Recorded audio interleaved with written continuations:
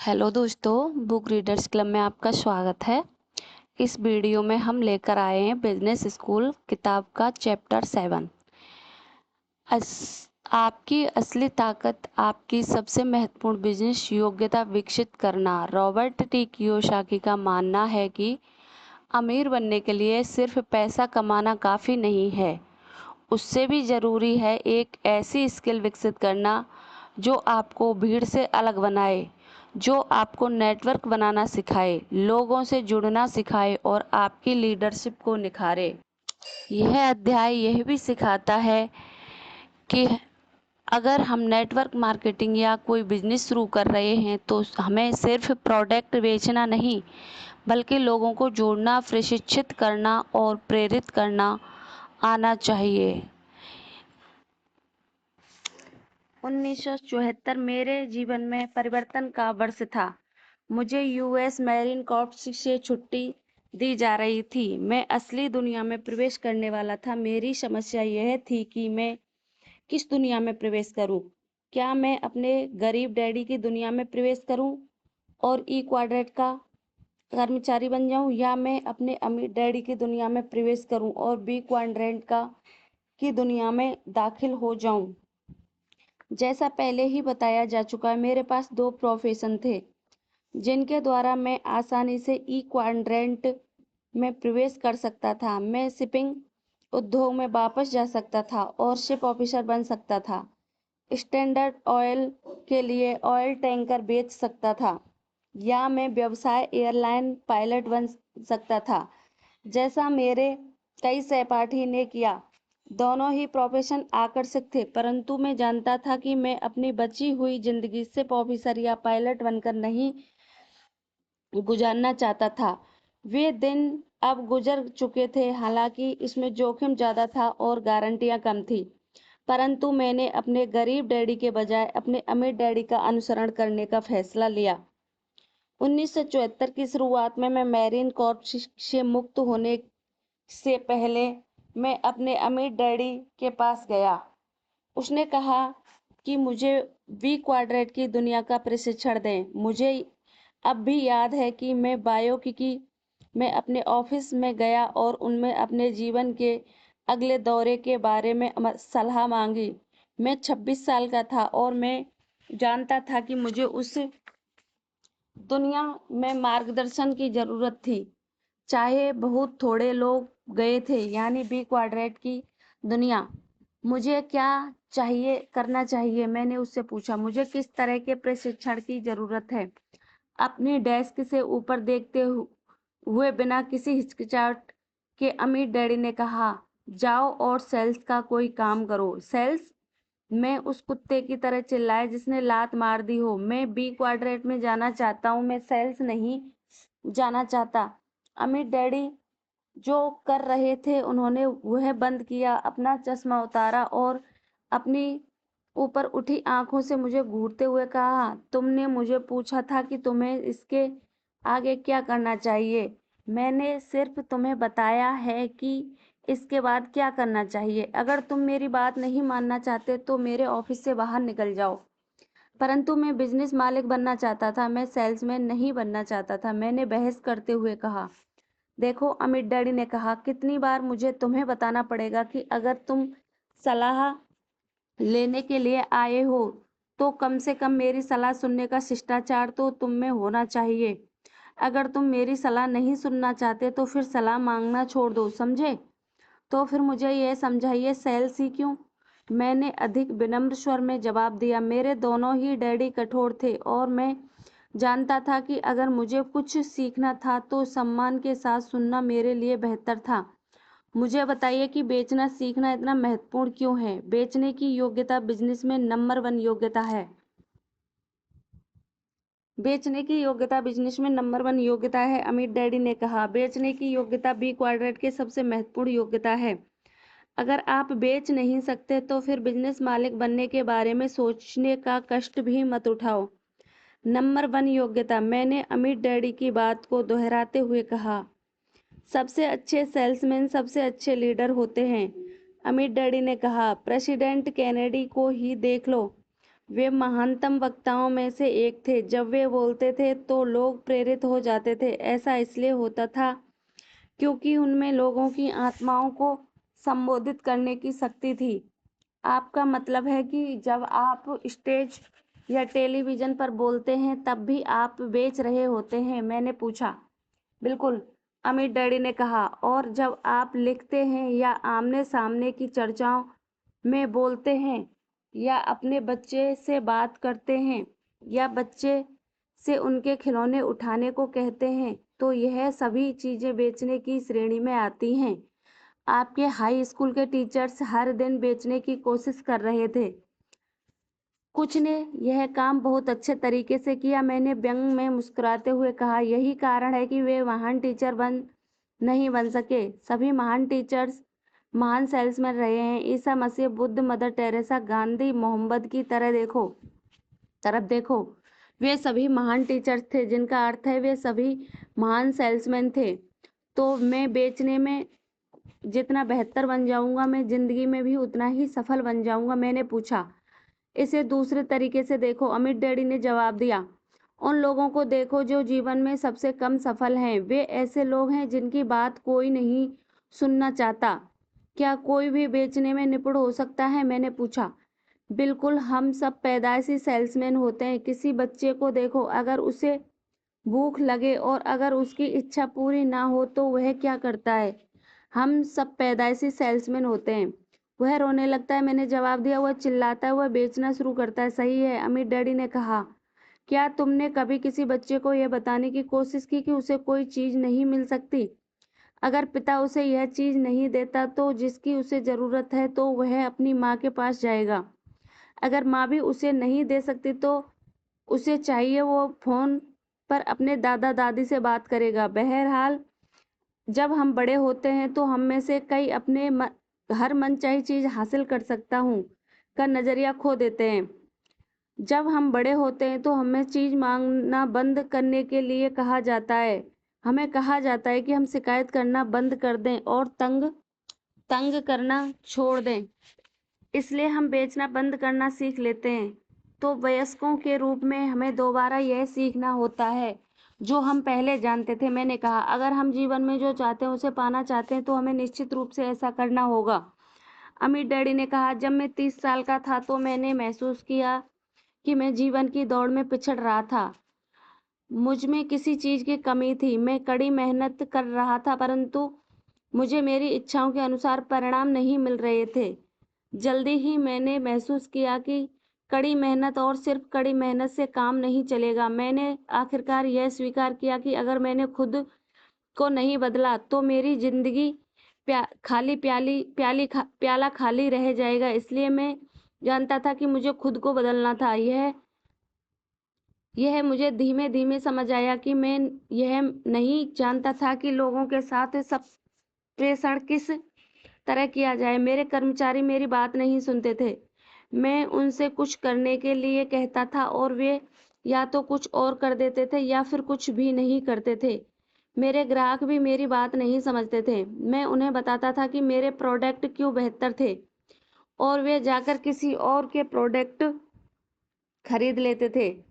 मुझे अजनबियों के साथ बातचीत करने में संकोच होता था। पार्टियों में मैं बहुत ही बोरिंग व्यक्ति था। जो मैं कहना चाहता था वह मैं यह कह नहीं पाता था। मेरी संप्रेषण कला खराब थी। मुझे यह जल्दी ही समझ में आ गया था कि अगर मैं बिजनेस में सफल होना चाहता हूँ तो मुझे बेचना सीखना होगा। मुझे बेहतर वक्ता बनना सीखने की जरूरत थी। मुझे अपने खोल से बाहर आने की जरूरत थी। मुझे लोगों से डरना बंद करना सीखने की जरूरत थी। मुझे वह दोबारा सीखना था जो मैं बचपन में कभी जानता था। अमीर डैडी थोड़ी देर के लिए ठहरे, जैसे उनका मस्तिष्क अतीत की यादों में टटोल रहा हो। आखिरकार उन्होंने ऊपर की ओर उनका मस्तिष्क तरफ देखा और कहा, क्या तुम्हें याद है कई साल पहले जब तुम और माइक दोनों ही एलिमेंट्री स्कूल में थे तो मैं एक सप्ताह के सेल्स कोर्स के लिए होनोलुलु गया था? मुझे याद है, मैंने कहा। मेरे अमीर डैडी का विचार था कि आप सेलिंग के कोर्स में भाग लेकर मूर्खता का परिचय दे रहे हैं। अच्छा, अमीर डैडी ने पूछा। उन्होंने क्या कहा? उन्होंने कहा था कोई आदमी इतना अधिक धन एक ऐसे कोर्स के लिए क्यों खर्च कर रहा है जिससे उसे कॉलेज की सर्टिफिकेट नहीं मिलेगा। इस बात पर अमीर डैडी ठाके मारकर हंसने लगे। मैंने अपने आखिर $200 उस कोर्स में शामिल होने के लिए लगा दिए। बहरहाल उसे कोर्स ने मुझे लाखों डॉलर करोड़ों डॉलर कमा कर दिए और तुम्हारे डैडी सिर्फ कॉलेज के सर्टिफिकेट की बात सोच रहे थे। बिल्कुल सही, मैंने थोड़ा पीछे हटते हुए कहा। अलग अलग जीवन मूल्य। मेरे डैडी कॉलेज की ज्यादा डिग्रियां चाहते थे और आप ज्यादा आर्थिक सफलता चाहते थे। जब भी मुस्कुराते हुए मेरे अमीर डैडी ने अपनी पीली कानूनी तख्ती पर यह शब्द लिखे दिए, खरीदो बेचो। इन शब्दों की तरफ इशारा करते हुए अमीर डैडी ने कहा, बिजनेस में यह दो बेहद महत्वपूर्ण शब्द हैं, स्टॉक मार्केट और रियल एस्टेट। मैंने लोग हमेशा बेचने खरीदने के समझौते के बारे में बातें करते हुए थे। मार्केट और बिजनेस खरीदारों और विक्रेताओं की बदौलत चलता है। अगर मेरे पास खरीदार ना हो तो मैं बिजनेस के बाहर हो जाऊंगा। इसका अर्थ यह है कि मुझे लगातार बेचना जरूरी है। मैं अपने कर्मचारियों के निवेशकों को टीवी तथा अखबार में विज्ञापनों के माध्यम से अपनी छवि बेचता हूँ। मैं अपने पत्रों में अपने अकाउंटेंट्स और वकीलों को अपनी छवि बेचता हूँ। सारा दिन बेच रहा हूँ। मुझे अपनी टीम को आगे बढ़ाते रहना है और मुझे यह देखना है कि खुशी खुशी ग्राहक आए और ज्यादा खुश होकर यहाँ से जाएं। इसलिए बेचना किसी से कुछ पैसे झटकने की कोशिश करने की बड़ी चीज है। मैं समझ गया, मैंने जवाब दिया, परंतु बेचना सीखना इतना महत्वपूर्ण क्यों है? यह योग्यता बी क्वाड्रेंट की नंबर 1 योग्यता क्यों है? बहुत ही बढ़िया सवाल, अमीर डैडी ने कहा। ज्यादातर लोगों को यह महसूस ही नहीं होता कि आप जितना अधिक बेच सकते हैं आप उतना ही अधिक खरीद सकते हैं। क्या? मैंने पूछा। मैं इस बात को अत्यधिक स्पष्टता से समझना चाहता था क्योंकि मैं जानता था कि मैंने कोई बहुत महत्वपूर्ण बात सुनी है। मैं जितना अधिक बेच सकता हूँ उतना ही अधिक खरीद सकता हूँ। अगर आप खरीदना भी चाहते हो तो आपको पहले कुछ बेचना होगा। अमीर डैडी ने सिर हिलाया और मुझे इस बारे में सोचने और सीखने दिया। आप सिर्फ उतना ही खरीद सकते हैं जितना आप बेच सकते हैं, अमीर डैडी ने कहा। अगर आप कुछ खरीदना चाहते हो तो आपको पहले कुछ बेचना होगा। इसलिए बेचने की योग्यता नंबर 1 योग्यता है। पहले आपको कुछ बेचना पड़ेगा तभी आप कुछ खरीद सकते हो। अगर मैं बेच नहीं सकता तो मैं खरीद भी नहीं सकता। मैंने पूछा। सिर हिलाते हुए अमीर डैडी ने कहा, गरीब लोग इसलिए गरीब होते हैं क्योंकि वे बेच नहीं सकते या फिर उनके पास बेचने के लिए कुछ नहीं होता। यही गरीब देशों के बारे में सही है। गरीब देश का ऐसा देश होता है जिसके पास बेचने के लिए कुछ नहीं होता या जो कुछ उसके पास है वह उसे बेच नहीं सकता। यही लोगों के बारे में सही है। कई व्यक्ति बहुत योग्य होते हैं परंतु वे अपने गुणों को बेच नहीं सकते। वह कंपनी जो बेच नहीं सकती बिजनेस से बाहर हो जाएगी, चाहे गोदाम में उसके पास टनों सामान भरा पड़ा हो। जब मुझे कोई बिजनेस आर्थिक रूप से संघर्ष करता मिलता है तो ऐसा अक्सर इसलिए होता है क्योंकि उस बिजनेस का लीडर बेच नहीं सकता। वे स्मार्ट हो सकते हैं परंतु वे खराब संप्रेषक होते हैं। मैं कई मध्य स्तरीय मैनेजरों से मिला हूं जो कॉरपोरेट सीढ़ी पर इसलिए ऊपर नहीं चढ़ पाए क्योंकि वे बेच नहीं सकते थे। आप ऐसे बहुत से अकेले लोगों से मिले होंगे जिन्हें अपने सपनों का पुरुष या महिला ना मिल पाया हो, सिर्फ इसलिए क्योंकि वे यह बताने में असफल रहे कि वे कितने अच्छे व्यक्ति हैं। आपका अर्थ है कि जब मैं किसी लड़की को डेटिंग पर ले जाता हूँ तो आप उसे भी सेलिंग कहते हैं। बहुत महत्वपूर्ण सेलिंग, अमीर डैडी ने कहा। दुनिया कई अकेले और गरीब लोगों से भरी हुई है सिर्फ इसलिए क्योंकि उन्हें यह कभी नहीं सिखाया गया कि किस तरह बेचा जाए, किस तरह संप्रेषण किया जाए, किस तरह रिजेक्शन के डर को जीता जाए, किस तरह रिजेक्ट कर दिए जाने के बाद फिर से उठ खड़ा हुआ जाए। तो सेलिंग जीवन के हर पहलू को प्रभावित करते हैं। मैंने कहा, बिल्कुल सही। इसलिए मैंने कई साल पहले अपना आखिरी डॉलर उसे कोर्स में लगा दिया था जिसने मुझे सिखाया कि बेचा किस तरह जाए। आज मेरे पास तुम्हारे डैडी से अधिक पैसा इसलिए है क्योंकि उनके पास कॉलेज की डिग्रियां ज़्यादा हैं, जबकि मेरे पास सेलिंग की बेहतर योग्यता है। इसलिए मैं तुमसे कह रहा हूँ कि अगर तुम्हें बिजनेसमैन बनना चाहते हो तो जाओ और बेचना सीखो और बेचने की अपनी योग्यता सुधारो। बेचने में आप जितने बेहतर होंगे आप उतने ही ज़्यादा अमीर बन जाएंगे। अमीर डैडी ने बाद में यह भी समझाया कि उनका अकाउंटेंट एक स्थायी तनख्वाह के बदले में अपनी प्रोफेशनल योग्यताएं बेचता है। उन्होंने कहा, जब कोई व्यक्ति किसी पद के लिए आवेदन देता है तो वह दरअसल अपनी प्रोफेशनल सेवाएं बेच रहा है। फिर उन्होंने आगे कहा, हर आदमी कुछ ना कुछ बेच रहा है। जब आप अपने घर जाते हैं तो वहाँ की हर चीज़, stove, refrigerator, sofa, television set, बिस्तर, हर चीज़ किसी न किसी ने आपको बेची है।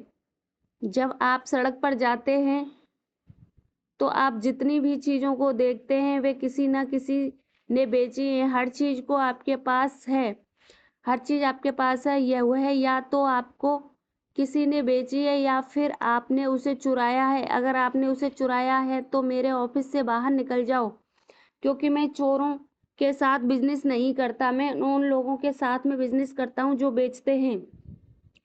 मुझे यह एहसास नहीं था कि बेचना बिजनेस में इतना महत्वपूर्ण था। मैंने कहा, मुझे यह एहसास नहीं था कि अगर मैं अमीर बनना चाहता हूँ तो मुझे यह सीखने की ज़रूरत पड़ेगी कि किस तरह बेचा जाए। अगर आप जीवन में सफल होना चाहते हैं तो आपको यह सीखने की ज़रूरत है कि किस तरह बेचा जाए। अमीर डैडी ने कहा, असली दुनिया को देखो। जो राजनेता चुनाव जीतते हैं वे महान सेल्समैन होते हैं। सबसे पहले धार्मिक लीडर महान सेल्समैन होते हैं। सर्वश्रेष्ठ टीचर सर्वश्रेष्ठ सेल्समैन होते हैं। बच्चे जन्मजात महान सेल्समैन होते हैं। मेरी बात तुम्हें समझ में आई? बिल्कुल आई। मैंने कहा, परंतु मैं बेचने के विचार से आतंकित हो जाता हूँ। इसे सच्चे वाक्य पर अमीर डैडी ने सहमति में सिर हिलाया और 1 मिनट तक चुप रहकर विचार किया। तुम्हारी ईमानदारी तारीफ के काबिल है, उन्होंने आखिरकार कहा। ज्यादातर लोग बेचने से घबराते हैं, ज्यादातर लोग रिजेक्शन से आतंकित रहते हैं, परंतु अपने डर को स्वीकार करने के बजाय वे सेल्स मैनों के बारे में बुरी बातें करते हैं। जैसे मैं सेल्समैन नहीं हूँ, मैं तो एक शिक्षित प्रोफेशनल हूँ। आपका मतलब है कि ज्यादातर लोग अपने डर के बारे में झूठ बोलते हैं? मैंने कहा, वे यह नाटक करते हैं कि बेचने का काम घटिया स्तर का है। बिल्कुल सही।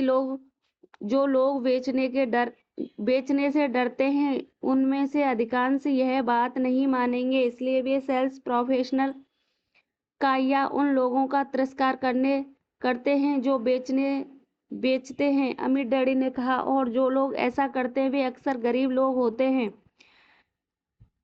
जीवन के 1 या 2 क्षेत्रों में वे गरीब होते हैं। अक्सर वे व्यक्तिगत सफलता के किसी क्षेत्र में या प्रेम में गरीब होते हैं। अधिकांश लोग वे जो बेच नहीं सकते ऐसे लोग होते हैं जिन्हें अपने साधनों से नीचे रहना पड़ता है, सस्ते सामानों की सेल में सामान खरीदना पड़ता है और सिर्फ इसलिए कंजूसी से रहना पड़ता है क्योंकि वे बेचने से डरते हैं। उनके डर और बेचने की उनकी योग्यता अयोग्यता की वजह से ही वे गरीब बने रहते हैं। परंतु क्या ज्यादातर लोग रिजेक्शन से नहीं डरते? मैंने पूछा। अपने डर से हारकर जीवन बिताने के बजाय यहाँ लोग अपने डरों को जीतना सीखते हैं। हाँ बिल्कुल, अमीर डैडी ने कहा। इसलिए सफल लोग अपने डर को जीतना सीख जाते हैं और वे अपने डर को खुद के जीवन पर हावी नहीं होने देते। इसलिए मैं सेल्स कोर्स करने के लिए अपने आखिरी डॉलर लेकर होनोलुलु गया था। इसके अलावा मैं तुम्हें वही सलाह दे रहा हूँ जो मैंने खुद को दी थी।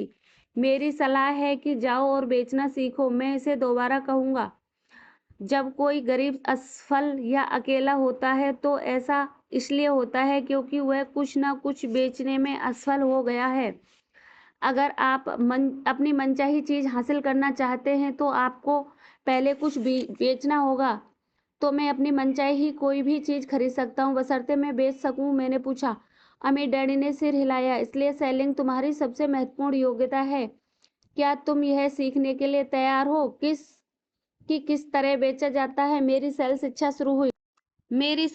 शुरू हुई। उस चर्चा के बाद मैंने अपने अमीर डैडी की सलाह मानी और मैंने जल्दी ही IBM और जेरोक्स दोनों ही कंपनियों में नौकरी के लिए आवेदन दे दिया। मैंने इन दोनों कंपनियों में इनकी भुगतान योजना के वजह से आवेदन नहीं दिया था, बल्कि इनकी सेल्स ट्रेनिंग की वजह से दिया था।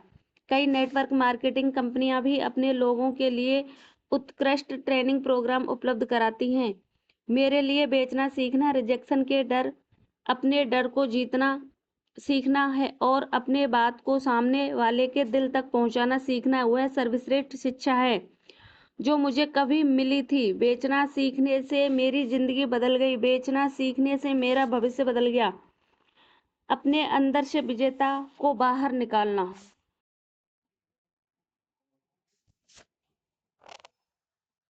अपने अंदर से विजेता को बाहर निकालना। सेल्स ट्रेनिंग में बेचना सीखने से भी ज़्यादा महत्वपूर्ण बातें सीखने को मिलती हैं। जब मैंने पहली बार जेरोक्स के साथ शुरुआत की तो मैं बहुत ही संकोचित था। हालांकि मुझे जेरोक्स में बहुत अच्छी ट्रेनिंग दी गई थी, परंतु मेरे डर अभी मुझे दरवाज़ा खटखटाने पर कॉल करने से रोक रहे थे। मुझे आज भी यही डर सताते हैं। फ़र्क यह है कि मैंने आखिरकार अपने डर को जीतकर आत्मविश्वास हासिल कर लिया और फ़ोन कॉल करने या दरवाज़ा पर खटखटाने का साहस जुटा लिया। अगर मैंने अपने व्यक्तिगत डरों को जीतना नहीं सीखा होता तो मेरे अंदर का पराजित आदमी जीत गया होता। अमीर डैडी अक्सर कहते थे, हम में से हर एक के भीतर एक अमीर आदमी और एक गरीब आदमी छुपा हुआ है। हम में से हर एक के भीतर एक विजेता और एक पराजित आदमी भी छुपा हुआ है। हर बार जब हम अपने डरों, अपनी शंकाओं और अपने आत्मविश्वास के अभाव को जीतने देते हैं तो हमारे अंदर का पराजित आदमी जीत जाता है। बेचना सीखना अपने अंदर के इस पराजित आदमी को जीतना है। बेचना सीखना अपने अंदर के विजेता को बाहर निकालना भी है।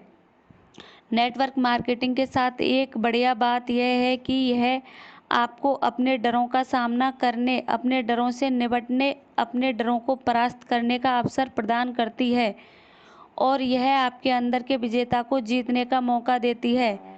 नेटवर्क मार्केटिंग कंपनियां की एक बढ़िया बात यह है कि जब आप सीखते हैं तो संगठन के लीडर्स में आपके साथ काम करने का धैर्य होता है। बिजनेस की असली दुनिया में अगर आप 3 से 6 महीने में नहीं बेच पाएंगे तो आपको निकाल दिया जाएगा। जेरोक्स थोड़ा ज़्यादा उदार था। उन्होंने मुझे सीखने के लिए 1 साल दिया और 1 साल प्रोबेशन पर दिया।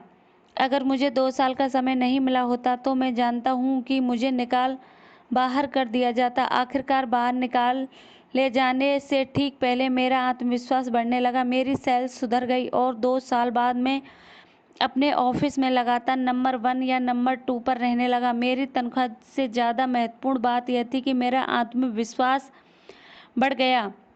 अपने आत्मविश्वास और आत्म स्वाभिमान को दोबारा हासिल करना मेरे लिए अमूल्य साबित हुआ और इसने लाखों डॉलरों कमाने में मेरी मदद की। इसके लिए मैं हमेशा जेरोक्स कॉरपोरेशन और उनके स्टाफ का आभारी रहूंगा जिन्होंने मुझे सिखाया कि कैसे बेचा जाए। और उससे भी महत्वपूर्ण बात यह है कि किस तरह मेरे अंदर के राक्षसों, शंका और डर को जीता जाए। आज मैं नेटवर्क मार्केटिंग के प्रबल अनुशंसा करता हूं क्योंकि यह उद्योग आपके आत्मविश्वास को प्रबल करने का सही अवसर प्रदान करता है जो जेरोक्स कॉरपोरेशन ने मुझे प्रदान किया है। सेल्स ट्रेनिंग ने मेरे सपनों की राजकुमारी से मिलने में मेरी मदद की। विषय से हटकर मैं यह कहना चाहूँगा कि मेरी सेल्स योग्यताओं के बिना और उससे भी अधिक महत्वपूर्ण अपने आत्मविश्वास के बिना मुझे संदेह है कि मैं कभी अपने सपनों की राजकुमारी से मिल पाया होता और उससे मेरी शादी हुई होती। जब मैं पहली बार अपनी पत्नी किम से मिला तो मैंने सोचा कि वह दुनिया की सबसे सुंदर महिला है। आज मैं उससे पहले से भी ज़्यादा सुंदर मानता हूँ क्योंकि वह बाहर से जितनी सुंदर है अंदर से वह उससे भी ज़्यादा सुंदर है। जब मैंने उसे पहली बार देखा तो मैं अवाक रह गया। मुझे उसके पास जाने में डर लग रहा था। बहरहाल अपने डरों को जीतने में मेरी सेल्स ट्रेनिंग यहाँ पर मेरे काम आई। कमरे में पीछे छुपने अपने चेहरे को टेबल में छुपाने, उसकी तरफ दूर से ताकने और उससे बात करने से डरने के बजाय मैं पहले किया करता था। जब भी मैं किसी महिला के प्रति आकर्षित होता था, मैं हिम्मत से आगे बढ़ा और मैंने कहा, हाय, मेरी सेल्स ट्रेनिंग अब काम आ रही थी। किम पलटी और उसने मेरे एक सुंदर मुस्कान थी उसके चेहरे पर एक सुंदर मुस्कान थी और मुझे उससे प्रेम हो गया। वह दोस्ताना थी, आकर्षक थी और हम किसी भी विषय पर बात कर सकते थे। हमारी पटरी बैठ गई थी। वह मेरे सपनों से सीधे जमीन पर उतरकर आई थी। बहरहाल, जब मैंने उससे डेटिंग पर चलने के लिए कहा तो उसने कहा नहीं। एक अच्छा सेल्समैन होने के नाते मैंने उससे बार बार डेटिंग के लिए पूछा, परंतु हर बार उसने कहा नहीं। हालांकि मेरे आत्मविश्वास को चोट पहुंची और मेरे पुरुष अहम को धक्का लगा, परंतु मैंने उससे दोबारा पूछा। एक बार फिर जवाब मिला नहीं। यह सिलसिला 6 महीने तक चलता रहा। 6 महीने तक उसने कहा नहीं। अगर मैंने अपने बारे में शंकाओं को नहीं जीता होता तो हर बार जब वह नहीं कहती तो मैं अपने आहत अहम को सहलाने के लिए अपने दड़बे में छुप जाता। 6 महीने तक रिजेक्ट होने के बाद मेरा नाजुक पुरुष अहम पूरी तरह पिचक गया था, परंतु मैं फिर भी लगातार पूछता रहा। आखिरकार एक दिन उसने कहा, हाँ, और हम तब से एक साथ हैं। जब हम डेटिंग कर रहे थे तो मेरे कई पुरुष मित्र मुझसे कहते रहे, मुझे विश्वास नहीं होता कि वह तुम्हारे साथ डेटिंग पर जा रही है। वह एक लोमड़ी है और तुम एक डॉग की तरह हो। तुम लोगों का जोड़ा सुंदरी और जानवर का जोड़ा लगता है। चुपचाप मैं अपने अमीर डैडी को यह कहते हुए सुन सकता था, बेचना बिजनेस में सबसे महत्वपूर्ण योग्यता है। यह जीवन में आपकी सबसे महत्वपूर्ण योग्यता भी है। आप retire young and retire rich पुस्तक के पीछे मेरी और किम की तस्वीर देख सकते हैं। यह फिजी में एक टापू पर घोड़े की पीठ पर ली गई तस्वीर है। हम दोनों इस कान से उस कान तक चौड़ी मुस्कान लिए हैं, क्योंकि उस दिन हम आर्थिक रूप से आज़ाद होने का जश्न मना रहे थे।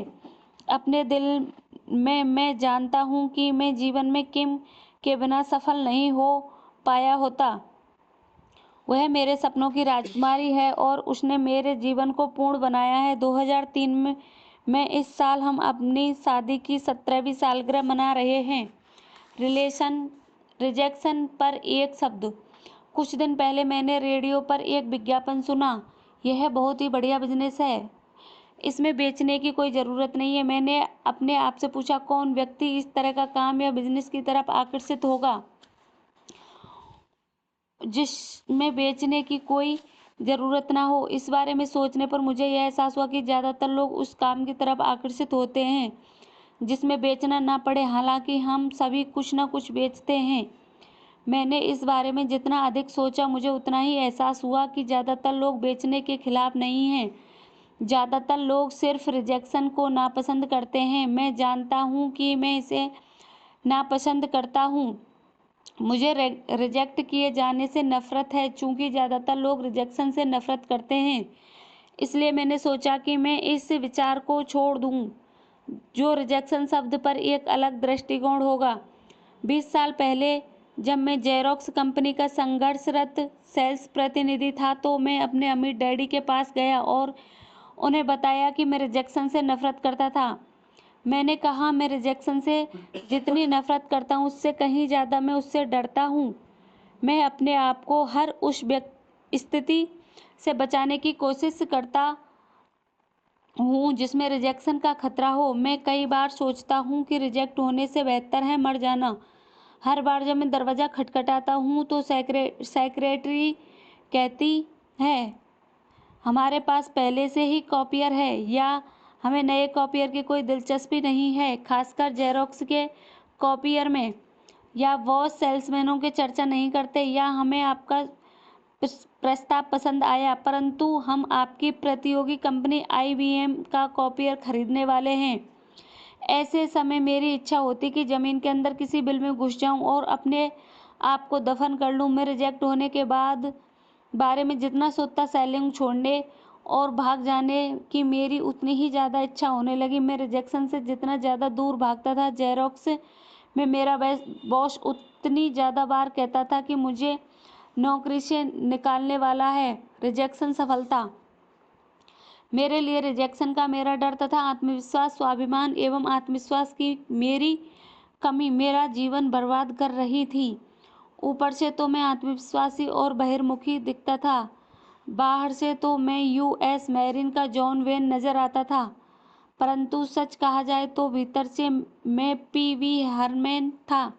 मेरी जिंदगी के इस कष्टकारी समय में जब मुझे नौकरी से बॉस निकाला ही जाने वाला था, मेरे डैडी ने मुझे कुछ ज्ञान के मोती प्रदान किए जो उनके द्वारा कहे गए सर्वश्रेष्ठ शब्द थे।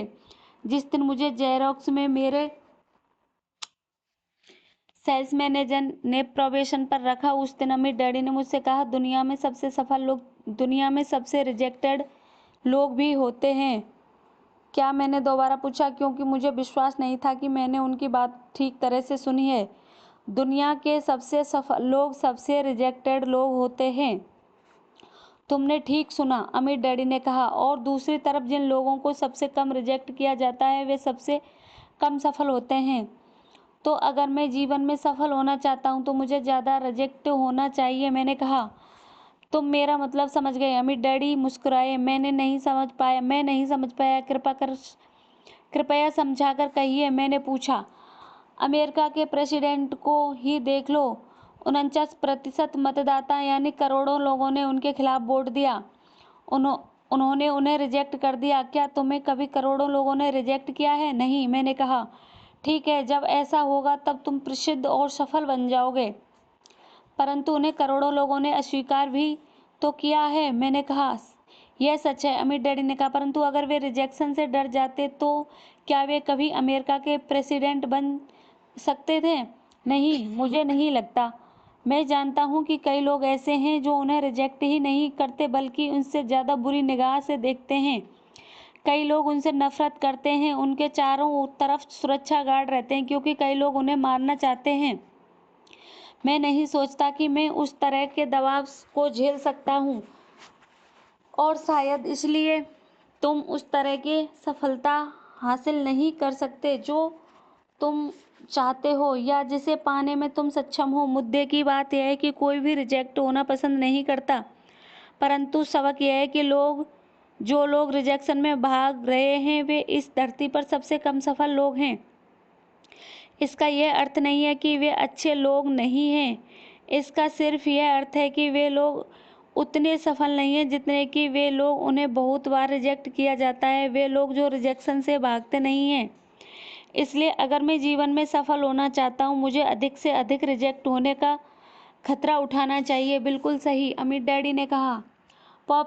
पॉप की तरफ देखो, वे एक महान व्यक्ति हैं, महान धार्मिक लीडर हैं, फिर भी उन्हें इतना अधिक रिजेक्ट किया जाता है। करोड़ों लोग उनकी बातों या उनके सिद्धांतों को पसंद नहीं करते। इसका अर्थ है कि डब्बू व्यक्ति की तरह काम करने और सेल्स मैनेजर द्वारा नौकरी से निकाल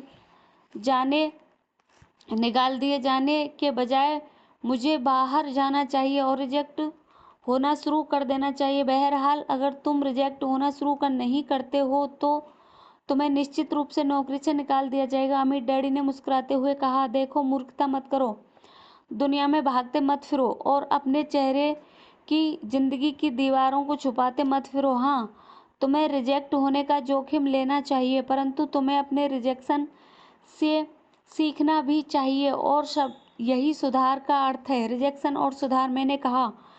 सिर हिलाते हुए अमीर डैडी ने वह फॉर्मूला लिख दिया जो उन्होंने वर्षों पहले होनोलुलु में अपने सेल्स ट्रेनिंग में सीखा था। वह ट्रेनिंग जिसके लिए उन्होंने $200 खर्च किए थे।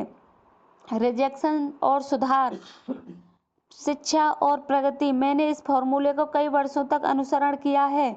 हर बार जब भी मुझे रिजेक्ट किया जाता मैं खुद से पूछता, मैंने क्या गलती की है, मैं इससे बेहतर क्या कर सकता था। अगर मैं किसी अच्छे जवाब को नहीं ढूंढ पाता तो मैंने किसी दूसरे व्यक्ति से उस सेल्स कॉल के बारे में बात करता हूँ और उस घटना पर दोबारा विचार करता हूँ, शायद रोल प्ले करता हूँ, स्थिति को दोहराता हूँ जहाँ मेरा मित्र खरीदार बन जाता है और मैं विक्रेता। मुद्दे की बात यह है कि मैं रिजेक्ट होने वाले व्यक्ति को मूर्ख, बदमाश, घटिया आदमी या पराजित व्यक्ति नहीं कहता। मैं इस तरह की मूर्खता नहीं करता और मानसिक रूप से उस व्यक्ति को धन्यवाद देता हूँ कि उसने मुझे सीखने, सुधार करने और खुद को सुधारने का मौका दिया। मैं खुद से पूछता हूँ अगली बार मैं किस तरह से इस स्थिति का बेहतर और अलग तरीके से सामना कर सकता हूँ, और यह आपको जीवन में शिक्षा और प्रगति की ओर ले जाता है। मैंने कहा, मेरे विचार से यह जीवन के किसी भी क्षेत्र में सफलता का फॉर्मूला है। अमीर डैडी ने कहा, परंतु अगर मैं रिजेक्शन से बचता हूँ तो यह प्रक्रिया कभी शुरू ही नहीं होगी। मैंने पूछा, रिजेक्शन शिक्षा की शुरुआत है? सहमति में सिर हिलाते हुए अमीर डैडी मुस्कुराए और उन्होंने कहा, अब जाकर तुम समझे हो। इसी कारण जो लोग रिजेक्शन से बचते हैं वे लंबे समय में जीवन में कम सफल होते हैं, और जो लोग रिजेक्शन का सामना करते हैं वे जीवन में ज़्यादा सफल होते हैं। ज़्यादातर लोग इसलिए सफल नहीं हैं क्योंकि वे पर्याप्त रिजेक्ट नहीं होते। मैं रिजेक्ट होने का जितना ज़्यादा जोखिम उठाऊंगा, स्वीकार किया जाना ये कि मेरे अवसर उतने ही बेहतर हो जाएंगे। मैं समझ गया। मैंने अमीर डैडी की तरफ मुस्कुराते हुए देखा और कहा, कुछ दिनों बाद मैंने एक नॉन प्रॉफिट चैरिटी डायलिंग संस्था के लिए फ़ोन करने का काम ले लिया। मैं यह काम पैसों के लिए नहीं कर रहा था, मैं इसे इसलिए कर रहा था ताकि मैं एक अच्छे काम में मदद कर सकूं और पर्याप्त रिजेक्ट हो सकूं। मैंने महसूस किया कि जेरोक्स के लिए काम करने में मैं हर दिन बहुत कम बार रिजेक्ट हो रहा था। रात को डॉलर्स के लिए डायल करके मैं अपने रिजेक्शन की संख्या बढ़ा रहा था। मैं जानता था कि मैं जितना ज़्यादा रिजेक्ट होऊंगा उतना ही मुझ में सुधार होगा। मुझ में जितना ज़्यादा सुधार होगा मैं उतना ही ज़्यादा शिक्षित बनूंगा, और मैं जितना ज़्यादा शिक्षित बनूंगा मैं उतना ही सफल बनूंगा। जेरोक्स में काम करने के बाद हर सप्ताह 3 रात मैं इस चैरिटी के ऑफिस में काम करता था। 1 साल तक मैंने मुफ्त में डॉलर्स के लिए नंबर डायल किए। उस साल में शुरू में मुझे जेरोक्स से बस निकाला ही जाने वाला था, और उसके 2 साल बाद मैंने नंबर 1 सेल्समैन बन गया। एक बार मैंने जेरोक्स में सेल्स सफलता हासिल कर ली तो फिर मैंने इस्तीफा दे दिया और अपने part time nylon and Velcro sulphur wallet business को फुल टाइम बिजनेस बना लिया।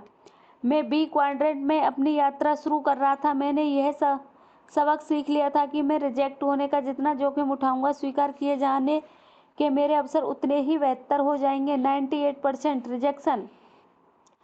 रिजेक्शन के विषय से आगे बढ़ने से पहले मुझे लगता था कि मैं इस विषय पर आपको असली जीवन की कुछ सच्चाई यह बता दूं। जब मैं अस्थायी और तौर पर बिजनेस स्कूल में था तो एक प्रोफेसर ने कहा, बिजनेस में सफल होने के लिए आपको कम से कम 51% बार सही होने की जरूरत है। प्रत्येक विचार से यह गलत जानकारी है। वास्तव में इंसान सफलता के इससे बहुत कम प्रतिशत के साथ बहुत सफल हो सकता है। उदाहरण के तौर पर डायरेक्ट मेल बिजनेस में अगर कोई कंपनी 10 लाख मेल भेजती है तो उसे 2% जवाब मिलते हैं, तो इसे अक्सर बहुत सफल प्रदर्शन समझा जाता है। दरअसल इसका अर्थ यह है कि 98% लोगों ने कहा नहीं, 98% ने मेल को रिजेक्ट कर दिया और इसके बावजूद इसे सफल माना जाता है। दरअसल ज़्यादातर मास मार्केट अभियान में 98% रिजेक्शन सफलता की निशानी माना जाएगा। इसमें आपके लिए यह सबक है, अगर आप जीवन में अधिक सफल बनना चाहते हो तो सिर्फ अधिक रिजेक्शन की तलाश करें और फिर अपने आप में सुधार करें। नेटवर्क मार्केटिंग बिजनेस के साथ बढ़िया बात यह है कि लीडर्स आपको बाहर जाने और कुछ रिजेक्शन हासिल करने के लिए प्रोत्साहित करते हैं। क्या अवसर है, अगर आप सचमुच जीवन में ज़्यादा बड़ी सफलता की इच्छा रखते हैं तो किसी नेटवर्क मार्केटिंग कंपनी में शामिल हो जाएं और रिजेक्शन के अपने डर को जीतना सीख लें। अगर आप इसे करने में 5 साल लगाएंगे तो मैं दावे से कहता हूं कि आपकी बची हुई ज़िंदगी बहुत अधिक सफल होगी। कम से कम मेरे साथ ऐसा हुआ था। दरअसल मैं रिजेक्शन से अधिक अवसर लगातार तलाशता रहता हूँ, इसलिए मैंने सार्वजनिक वक्ता होना सीखा और अपने इन्फॉर्मेशियल्स के साथ टेलीविज़न पर भी इसलिए आता हूँ। आज दुनिया भर में करोड़ों लोग मुझे रिजेक्ट कर रहे हैं, इसलिए मैं ज़्यादा अमीर बनता जा रहा हूँ। शिक्षा बनाम सेलिंग। जेरोक्स ने मेरे सामने दो चुनौतियां रखी। नेटवर्क मार्केटिंग में उनसे बड़ी चुनौतियां मिलती हैं। मैं यह इस कारण से कह रहा हूँ क्योंकि जेरोक्स ने मुझे सिर्फ बेचना सीखना था। नेटवर्क मार्केटिंग में आपको ना सिर्फ बेचना सीखना है, बल्कि आपको यह भी सीखना है कि दूसरों को बेचना कैसे सिखाया जाए। अगर आप बेच सकते हैं परंतु आप दूसरों को बेचना नहीं सिखा सकते तो आप नेटवर्क मार्केटिंग में सफल नहीं हो सकते। इसका अर्थ है कि नेटवर्क मार्केटिंग की खासियत यह है कि अगर आपको सफल होना है तो आपको बहुत बढ़िया टीचर भी होना चाहिए। अगर आपको दूसरों को सिखाना अच्छा लगता है तो आप नेटवर्क मार्केटिंग में अच्छी प्रगति कर पाएंगे। व्यक्तिगत रूप से सिखाना सिर्फ बेचने से अधिक लाभदायक है। मेरी राय में नेटवर्क मार्केटिंग बिजनेस की बढ़िया बात यह है कि यह बिजनेस आपको सिर्फ सेल्समैन बनने का प्रशिक्षण नहीं देता, बल्कि आपको टीचर बनने का प्रशिक्षण भी देता है। अगर आप सीखना और सिखाना पसंद करते हैं तो नेटवर्क मार्केटिंग बिजनेस आपके शामिल होने के लिए बहुत बढ़िया बिजनेस है। इसलिए मैंने इस पुस्तक का शीर्षक बिजनेस स्कूल उन लोगों के लिए जो दूसरों की मदद करते हैं रखा। सेल्स मैनेजर बेचते नहीं हैं, वे सिखाते हैं। जब मैं विभिन्न नेटवर्क मार्केटिंग कंपनियों पर अपनी मार्केट रिसर्च कर रहा था तो मैंने कई सफल लोगों को पाया जो कड़ी मेहनत कर रहे थे और बेच सकते थे, परंतु वे अपने बिजनेस में उतने सफल नहीं थे। उनके सफल ना होने का कारण यह था कि वे उन लोगों के लिए बेच रहे थे जो खुद नहीं बेच पाते थे। उदाहरण के तौर पर मैं इस मीटिंग में गया जहां एक नए बिजनेस मालिक ने अपने कुछ दोस्तों और परिवारों के सदस्यों को बिजनेस अवसर के बारे में जानने के लिए बुलाया था। जब मैं प्रस्तुति को सुनने के लिए कमरे में बैठा तो मैंने देखा कि नए बिजनेस मालिक के अपलाइन स्पॉन्सर ने ही पूरी प्रस्तुति दी। नए बिजनेस मालिक ने कुछ नहीं कहा। मीटिंग के बाद मैंने नए बिजनेस मालिक से पूछा कि क्या आप उसका अपलाइन लीडर उससे सेलिंग के गुर सिखाने के लिए समय देता है। उसने कहा, नहीं, मेरा अपलाइन बस हम से यह चाहता है कि हम लोगों को मीटिंग में बुला लें। यह अकेला व्यक्ति है जो सेलिंग करता है क्योंकि वह सर्वश्रेष्ठ सेल्समैन है। वहीं पर मैं समझ गया कि इस नेटवर्क मार्केटिंग कंपनी के शिक्षा तंत्र में दोष है। पहली बात तो वह यह कि ट्रेनिंग एक मजाक थी। इस कंपनी की एक रीडिंग लिस्ट थी, परंतु किसी ने भी कभी कोई पुस्तक नहीं पढ़ी थी। दूसरी बात, यह सिर्फ इतना चाहती थी कि बिजनेस शुरू करने वाले लोग अपने दोस्तों और परिवार के लोगों को बुला लें ताकि बेहतर सेल्समैन उन्हें बेच सके। यह बिजनेस स्कूल नहीं था, यह तो सेल्स स्कूल था। जब मैं जेरोक्स में था तो मेरे सेल्स मैनेजर चार्ली रॉबिन्सन मेरे द्वारा देखे गए सबसे अच्छे टीचर्स में से एक थे। मैंने अपॉइंटमेंट लेता था और चार्ली मेरे साथ सेल्स कॉल पर चल देता था। चार्ली कॉल के दौरान वह बहुत कम बोलता था। कॉल के बाद हम उससे ऑफिस में जाते थे और सेल्स प्रस्तुति का विश्लेषण करते थे। मैंने कमजोर और सशक्त बिंदुओं पर हम चर्चा करते थे। सुधारों और सबक सीखने के बाद चार्ली कई सेल्स ट्रेनिंग ड्रिल और अभ्यास करवाता था ताकि मेरी सेल्स योग्यताएं विकसित हो सकें, खासकर रिजेक्शन को जीतने की योग्यता। इस तरह से मैं सेल्समैन बना। मैं एक सफल सेल्समैन इसलिए बना क्योंकि मेरे पास एक बहुत बढ़िया टीचर था। हालांकि वह खुद एक महान सेल्समैन है, परंतु एक बार सेल्स मैनेजर बनने के बाद चार्ली को टीचर बनना पड़ा और वह एक महान टीचर था, इसलिए वह मेरी अधिकांश सेल्स कॉल में चुपचाप बैठा रहता था। कभी कभार वह मुझे बताता था कि क्या करना चाहिए, परंतु ज़्यादातर समय वह चुपचाप बैठा रहता था और मुझे अपनी गलतियां करने देता था। संदेश यह है, नेटवर्क मार्केटिंग में सफल होने के लिए आपको चार्ली रॉबिन्सन की तरह होना चाहिए, महान सेल्समैन और महान टीचर। एक बार आप ऐसा करना सीख लें तो यह बिजनेस आपके सपनों को सच कर देगा। Sales dogs. Blair Singer rich dad के सलाहकार और सेल डॉग के लेखक हैं और 20 वर्ष के से मेरे प्रिय हैं। यह और मैं सेलिंग बिजनेस में रहे हैं। हम दोनों ने हवाई में जूनियर सेल्स प्रतिनिधि के रूप में शुरुआत की। वह बरोज कॉरपोरेशन में चला गया जिसे आज यूनिसियस के नाम से जाना जाता था और मैं जेरोक्स कॉरपोरेशन में आ गया। हम कॉरपोरेट सेल्स ट्रेनिंग की दुनिया से गुजरे। ब्लेयर और मैंने एक चीज़ देखी कि कई नेटवर्क मार्केटिंग बिजनेस मालिक बेचना तो सीख सकते हैं, परंतु वे इसलिए असफल हो जाते हैं क्योंकि वे महान सेल्स मैनेजर बनने में असफल हो जाते हैं। कॉरपोरेट अमेरिका की दुनिया में सेल्स मैनेजर्स टीचर्स होते हैं, वे सिर्फ सेल्समैन नहीं होते। अपनी पुस्तक सेल्स डॉग्स के में ब्लेयर किसी सेल्स संगठन में पाए जाने वाले अलग अलग तरह के सेल्समैनों की चर्चा करते हैं और यह कहते हैं कि हर डॉग को अलग तरीके की ट्रेनिंग की ज़रूरत होती है। ब्लेयर कहते हैं नेटवर्क मार्केटिंग में सेल्स ट्रेनिंग इतनी ज़्यादा महत्वपूर्ण इसलिए है क्योंकि यहाँ न केवल आपको यह सीखना है कि बेचा किस तरह जाए, बल्कि आपको यह भी सीखना है कि किस तरह दूसरों को बेचना सिखाया जाए। अगर आप दूसरों को बेचना नहीं सिखा पाते तो आप नेटवर्क मार्केटिंग बिजनेस में सफल नहीं हो सकते। क्रेडिट कार्ड ऋण। बहुत सारे लोग आज क्रेडिट कार्ड के ऋण में फंसे हुए हैं और इसका एक कारण यह है कि वे बेच नहीं सकते। जब लोग उधार पर चीज खरीदते हैं तो दरअसल वे अपने भविष्य को बेच रहे हैं, अपने भविष्य के भ्रम को बेच रहे हैं। कई मामलों में जब क्रेडिट कार्ड का प्रयोग किया जाता है तो वे लोग आज कुछ खरीदने के लिए अपने आने वाले कल को बेच देते हैं। ज़्यादातर लोग क्रेडिट कार्ड ऋण में इसलिए फंस जाते हैं क्योंकि उन्हें अच्छा खरीदार बनना तो सिखाया गया, परंतु अच्छा बेचने वाला नहीं सिखाया गया।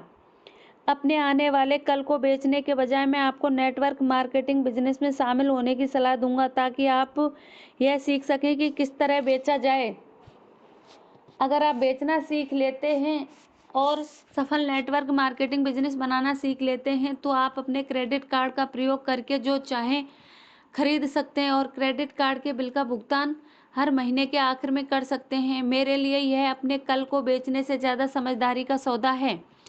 आप और मैं जानते हैं कि जब आप अपने आने वाले कल को बेच देते हैं तो आपके पास बहुत सुनहरा भविष्य नहीं रह जाता है। संक्षेप में, बेचने की योग्यता हर एक के लिए बेहद महत्वपूर्ण जीवन योग्यता है। यहाँ तक कि मेरी बिल्ली भी बेचती है। दरअसल मेरी बिल्ली अधिकांश लोगों से ज़्यादा अच्छी तरह बेचती है। हर सुबह अगर मैं उसे भूख लगने पर कुछ खाने को नहीं देती हूँ तो वे मेरी छोटी बिल्ली मुझे बता देती है कि वह क्या चाहती है और कब चाहती है। इंसानों को इस तरह की ट्रेनिंग नहीं दी जाती। नेटवर्क मार्केटिंग बिजनेस आपकी प्राकृतिक योग्यताओं को एक बार फिर वापस लौटा सकता है ताकि आप जीवन में कुछ चाहें हासिल कर सकें, और यह आपको यह सिखा सकता है कि किस तरह बेचा जाए और आपको यह भी सिखा सकता है कि दूसरों को बेचने का तरीका कैसे सीखा जाए। अगला फायदा। अगले अध्याय में हम इस विषय पर बात करेंगे कि किस तरह नेटवर्क मार्केटिंग बिजनेस लीडरशिप योग्यताएं विकसित करने में आपकी मदद करता है। मेरे अमीर डैडी ने कहा, बी क्वाड्रेंट में लीडरशिप की योग्यता वैकल्प नहीं होती हैं। Thank you for listening. Audio को शेयर करें और सुनें ज़्यादा से ज़्यादा।